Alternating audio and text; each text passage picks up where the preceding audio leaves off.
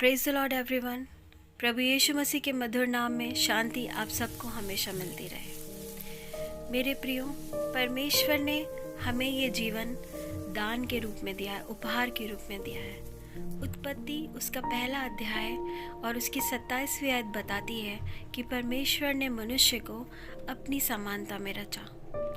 उत्पत्ति दूसरा अध्याय उसके 7वीं आयत में इस तरह से लिखा है कि परमेश्वर ने मिट्टी से मनुष्य की सृष्टि करी और उस मिट्टी के पुतले के नाक के नथनों में परमेश्वर ने जीवन के सांस को फूंक दिया, जिसके कारण वो पुतला जीवित प्राणी बन गया। हालेलुया। आज जो ये सांसें हम ले रहे हैं, ये हमें परमेश्वर की ओर से दिया हुआ दान है मेरे प्रियो। लेकिन आज हम इसी दान के लिए, इसी सांस के लिए हम तरस रहे हैं। मैं न्यूज़ में देख रही थी कि हॉस्पिटल्स में ऑक्सीजन ख़त्म होता जा रहा है और हॉस्पिटल्स अपने पेशेंट्स को वापस लौटा रहे हैं क्योंकि उनके पास ऑक्सीजन पर्याप्त मात्रा में नहीं है। मेरे प्रियो, ये बहुत कठिनाई का समय है। हमारे बनाने वाले परमेश्वर ने ये सांसें हमें फ्री ऑफ कॉस्ट दी थी, उपहार के स्वरूप दी थी, गिफ्ट के रूप में दी थी। लेकिन हमने इन सांसों की वैल्यू को नहीं जाना। हमने अपने बनाने वाले परमेश्वर की वैल्यू को नहीं जाना। हमने बनाने वाले परमेश्वर को पीछे छोड़ दिया और हमें लगता था कि हम अपने बनाने वाले से ज़्यादा समझदार हैं।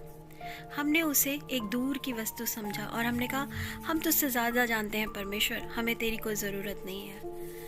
हम अपने मन के अनुसार अपने जीवन को बिताने लगे। हमने वो किया जो हमें अच्छा लगा। परमेश्वर ने हमें बनाया है मेरे प्रियो। हम परमेश्वर के वचन के विरोध में जीवन बिताकर, परमेश्वर के वचन के विरोध में चीज़ों को करके अपने जीवन को कभी बचा नहीं पाएंगे। हमने परमेश्वर को नहीं बनाया है मेरे प्रियो, इस बात को याद रखिए। परमेश्वर ने हमें बनाया है।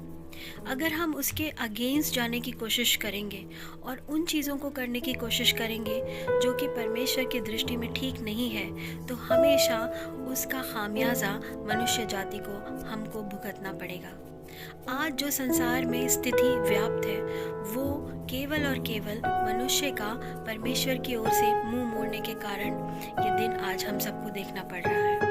क्या आप इस बात को समझ रहे हैं? ये जो सांसें हम आज ले रहे हैं, या जिन सांसों के लिए आज हम स्ट्रगल कर रहे हैं मेरे प्रियो, ये परमेश्वर की ओर से हमें दान के रूप में मिली थी। अगर आज हमें इन सांसों के लिए स्ट्रगल करना पड़ रहा है, तो हमें अपने बनाने वाले के पास वापस लौट के आना होगा। ये एक आपातकालीन स्थिति है। परमेश्वर को पुकारो। दिल्ली के लोगों, परमेश्वर को पुकारो। लखनऊ के लोगों, परमेश्वर को पुकारो। सारे संसार के लोगों, परमेश्वर को पुकारो। परमेश्वर से कहो, प्रभु ये सांसें तो आपने हमें दी थी।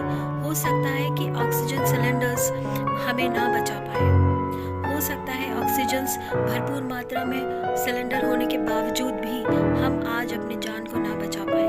लेकिन अगर हम अपने बनाने वाले परमेश्वर के पास वापस लौट के आएंगे, तो वो हमारे नाक के नथनों में अपने जीवन के सांस को फूकेगा और हम जीवित प्राणी बन जाएंगे।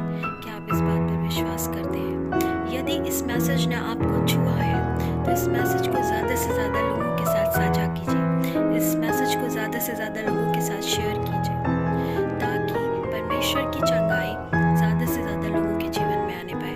एक लास्ट बात मैं जो आपसे कहना चाहती हूँ वो यही है, आज ऑक्सीजन सिलेंडर्स हमें शायद नहीं बचा पाएंगे मेरे प्रियो। हॉस्पिटल्स में बेड्स हमें नहीं बचा पाएंगे, डॉक्टर्स हमें शायद ना बचा पाए, लेकिन आपको बनाने वाला परमेश्वर आपको बचा सकता है, जिसने तब उस मिट्टी के पुतले के नाक के नथनों में जीवन के सांस को फूका जब दुनिया में कोई ऑक्सीजन सिलेंडर नहीं बना था। परमेश्वर इस ऑक्सीजन को बनाने वाला है। परमेश्वर इस जीवन को बनाने वाला है। यदि हम आज अपने बनाने वाले के पास लौट के आएंगे, तो वो हम पर निश्चित तौर पर दया करेगा और हमारे जीवन को बचाएगा। प्रभु आपको और आपके परिवार को सुरक्षा प्रदान करे और अच्छी सेहत दे। प्रभु यीशु